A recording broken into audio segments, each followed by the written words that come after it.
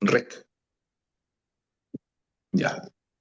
Entonces, cosa y bien. Lo vamos a hacer cortita, ¿ya? Cosa es todo lo que existe en el universo menos las personas. En cambio, los bienes son aquellas cosas que son susceptibles de apropiación privada.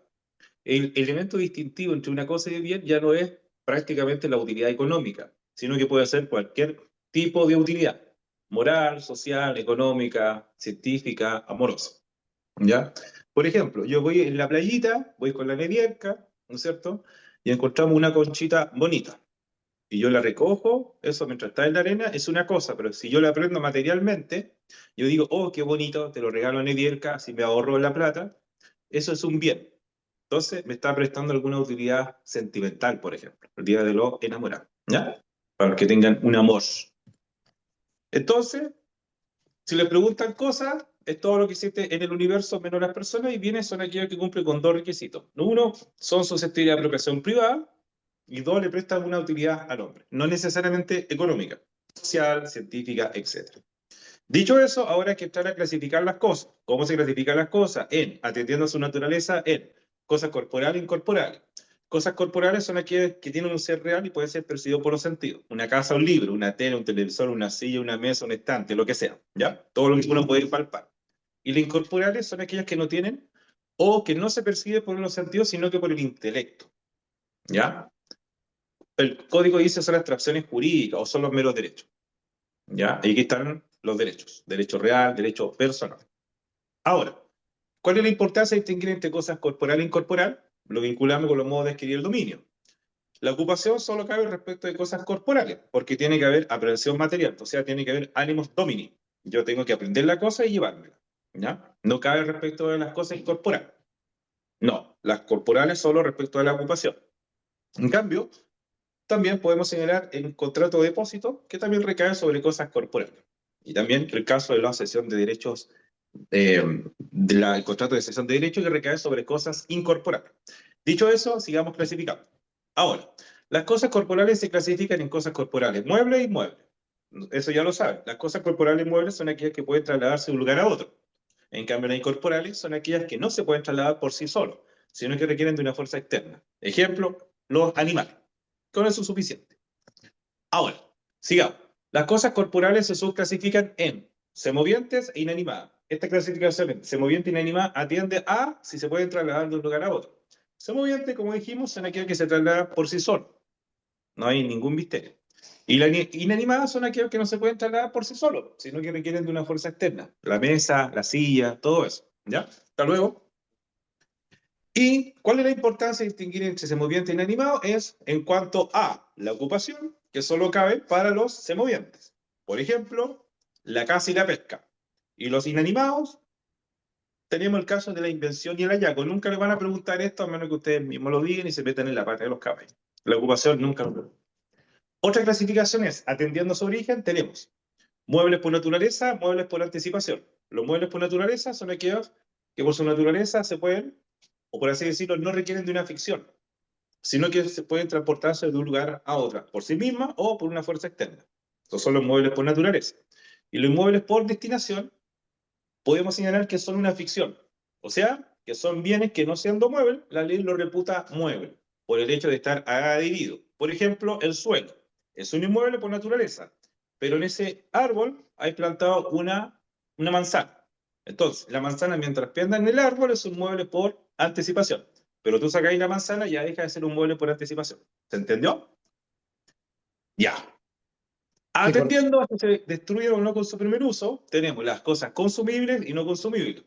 Las consumibles son aquellas que se destruyen, porque hace calor, a su primer uso que se hace de ellas. Por ejemplo, la galleta, eso es una cosa consumible. Las no consumibles son aquellas que no se destruyen con su primer uso. Por ejemplo, la polera no se destruye, pero se va deshilachando mientras tú la vas lavando, se va distinguiendo. Dentro de las cosas no consumibles, repito, dentro de las cosas consumibles, me olvidé, hay una consumibilidad material y una consumibilidad jurídica. La consumibilidad material es aquella que la cosa físicamente se destruye. La galleta, esa es la consumibilidad material. Y la jurídica, por así decirlo, es aquella que la cosa no es que se destruya, sino que pierde su valor de cambio o su poder liberatorio, en este caso del dinero. ¿Ya? Esas son las cosas consumibles.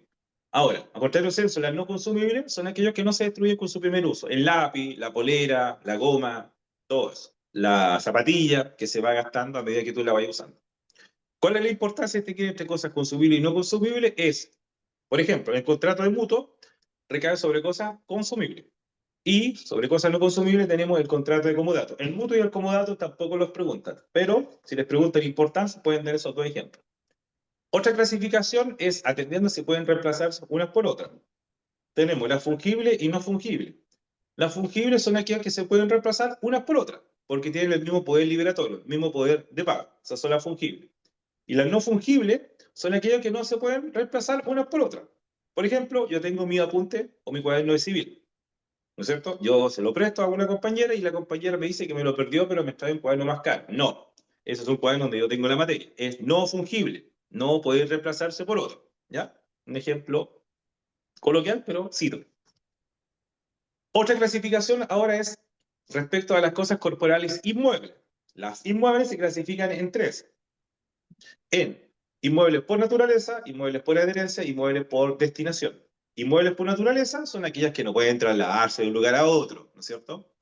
Porque adhieren permanentemente a ellas, como los edificios y los árboles, las casas, el subsuelo, los yacimientos mineros, todo eso. Esos son inmuebles por naturaleza.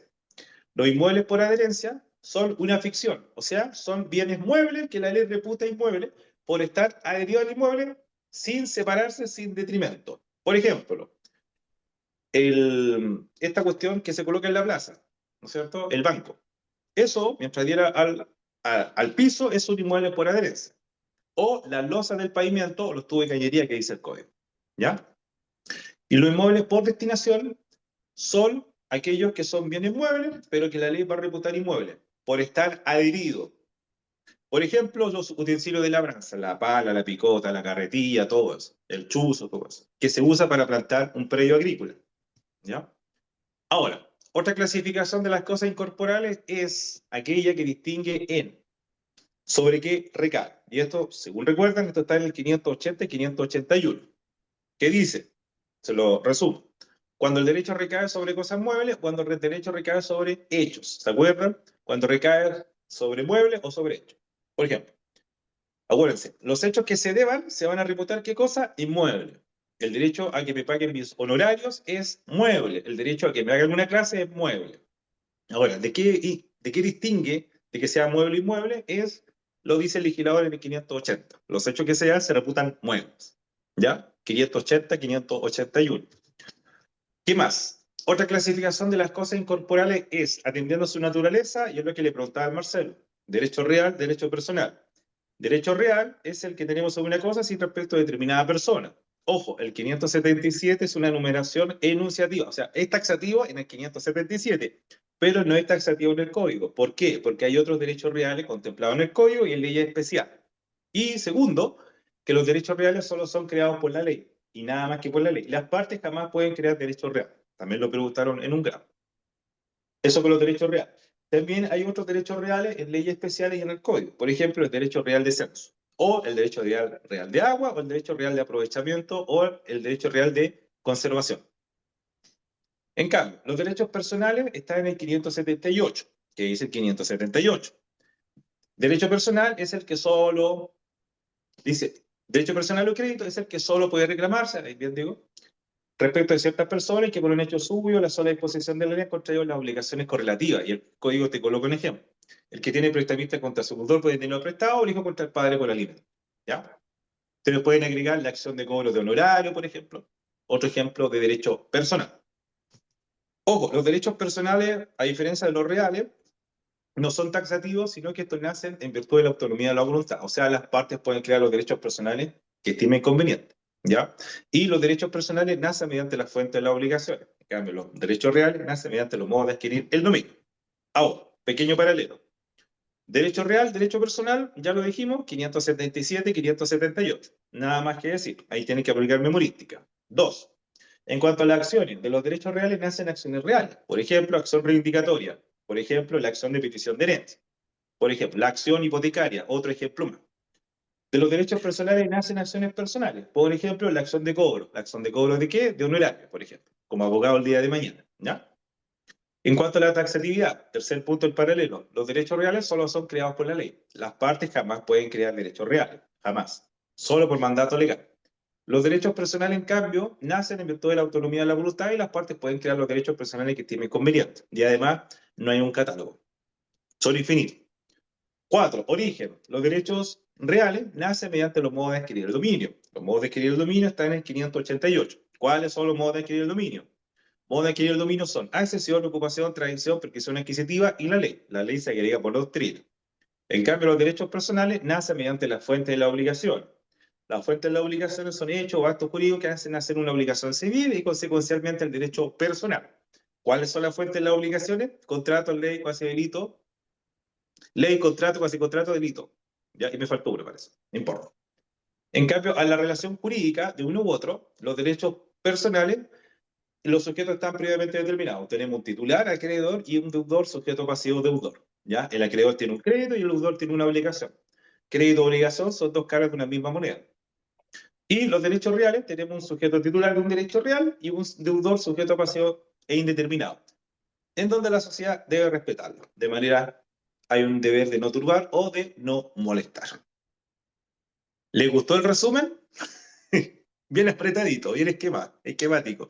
Eso, yo he visto que lo preguntan y he visto que los cabros se manean con esto, que yo le hice así, pero en 10 minutos. ¿Me entendieron o no? ¿O fui muy rápido? Yo creo que fui rápido. Ya. Otra pregunta típica en examen de grado. ¿Cuál es la importancia de distinguir entre bienes muebles e inmuebles? Estábamos hablando con el Marcelo. En cuanto a la forma de perfeccionar los contratos. Por ejemplo, en los contratos de compraventa respecto a los bienes muebles se perfecciona por el acuerdo de voluntades, son consensuales. En cambio, los inmuebles se perfeccionan por escritura pública, no por la inscripción del título, porque esa es la forma de hacer la tradición. Otra cosa. 2. La lesión enorme solo cabe respecto de bienes inmuebles. Recordemos que la lesión enorme es aquella que tiene que verificarse una desproporción en un contrato oneroso conmutativo. Entonces, si hay una falta de equivalencia en las prestaciones de las partes, hablamos de lesión enorme. ¿Cuáles son los casos de los que contempla el 1889? La compraventa de inmueble, tenemos, por ejemplo, la partición, la anticresis, el mutuo, la cláusula penal, etc. ¿Ya? En cuanto a la acción estimatoria o acción de rebaja de precio, la acción. Esta, recordemos, esta nace de los visos reviditorios, pero la diferencia estrima en cuanto a los plazos de prescripción. Así, los plazos de prescripción son distintas. Por ejemplo, para los bienes muebles prescriben un plazo de un año, y ahí hablamos de prescripción adquisitiva ordinaria respecto de bienes muebles un año, y para los inmuebles de 18 meses. Ya esas son las acciones estimatorias. La prescripción, por ejemplo, otro tema que me gusta, se aplica para ambos casos, pero los plazos de prescripción son distintas. Así para los bienes muebles, prescripción adquisitiva ordinaria de 2 años, y para los inmuebles 5 años. Prescripción adquisitiva ordinaria, 2 años para los muebles, 5 para los inmuebles. Y para ambos tipos de prescripción, y en cuyo caso hablamos de la prescripción adquisitiva extraordinaria de 10 años. ¿Ya?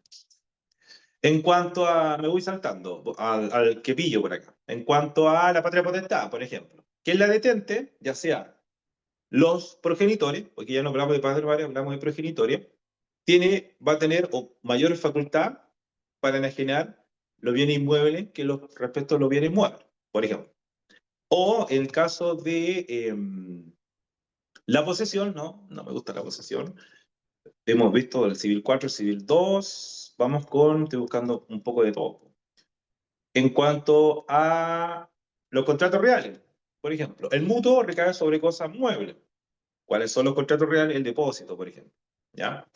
Y el comodato recae sobre bien inmueble. Ahí tienen que aprenderse un tipo de contrato. ¿Ya? ¿Qué más? En cuanto a los derechos reales. Hay derechos reales que recaen sobre muebles e inmuebles. Por ejemplo, los que recaen sobre bien inmuebles, en cuyo caso hablamos de la servidumbre discontinua o discontinua inaparente o el usufructo. Y los inmuebles, por ejemplo, es distinto. ¿Ya? De aquí hablamos, por ejemplo, en cuanto a la forma de constituirla. ¿Ya? Y aquí se constituye por escritura pública.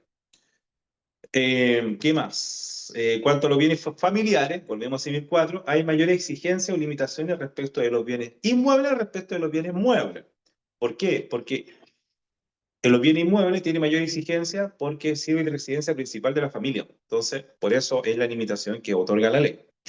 En cuanto a los títulos translaticios de dominio, los bienes inmuebles deben contar de escritura pública, no así los bienes inmuebles. Ya en cuanto a cómo se inicia y pierde la posesión. Respecto a los bienes inmuebles, tiene que concurrir corpus y ánimos. En cambio, para adquirir, conservar o perder la posesión, opera la teoría de la posesión inscrita. Y aquí hay que distinguir si los muebles están, vale, jefe, si están inscritos o no están inscritos. Y ahí es distinto, ¿ya? Estoy parando para todos lados, ¿ya? A ver, en cuanto a la capacidad, siempre parte la capacidad, toda persona legalmente capaz, excepto aquellos que la ley declara incapaz. Hay mayor exigencia respecto a la capacidad, respecto a los bienes inmuebles, respecto de los muebles. Los muebles tienen que haber cuerpo y ánimo, y los inmuebles, y además se aplica la regla general de una incapacidad absoluta y relativa, ¿ya? ¿Qué más? Civil 2, Civil 3, Civil 4. En cuanto a la sucesión por causa de muerte, vamos a sucesorio.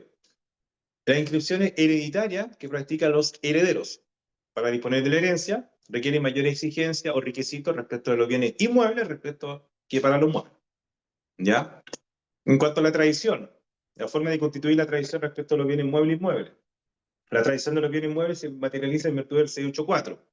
La tradición de una cosa corporal mueble debe hacerse significando una de las partes que le transfiere el dominio y figurando dicha transferencia por alguno de los modos siguientes. Número 1, permitiendo la operación material. 2, mostrándola. 3, entregándole la llave de granero. 4, encargando de uno de poner la cosa a disposición del otro en el lugar convenido, etcétera. Tienen que aprenderse el 684. Y el 686 se hace mediante la inscripción del título en el conservador de bienes raíces respectivos. ¿Ya? En cuanto a la ocupación solo procede respecto a los bienes muebles. Como dijimos, tiene que haber aprehensión material, animus domini.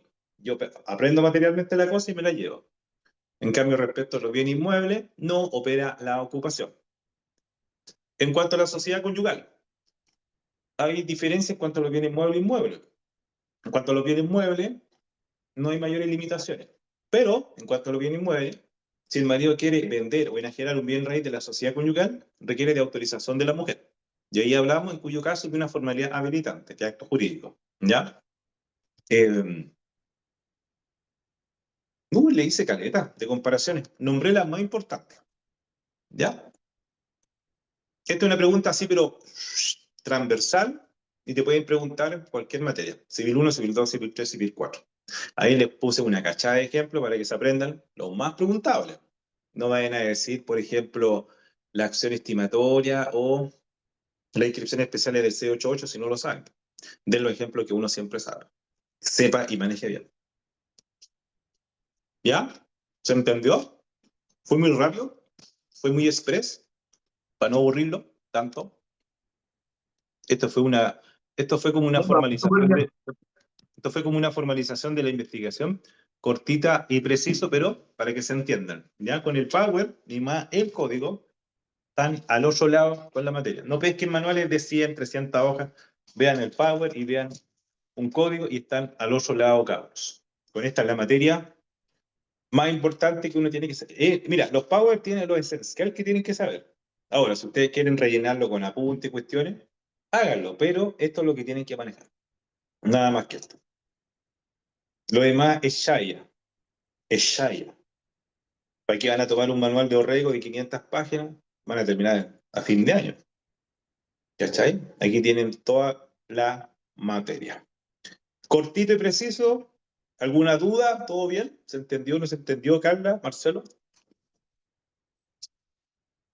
Mientras yo como galletitas.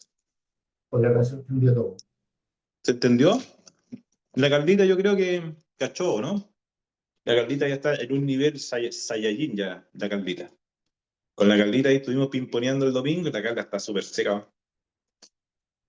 Carla, tú das el grado y te tituláis en 3 días. De verdad. Yo apuesto por ti, Carlita. Apuesto por ti, Carlita. Tenés que Así que darlo. No, yo también apuesto por ti. apuesto por ti, exacto. En Nos va a ir marzo excelente. tienes que darlo.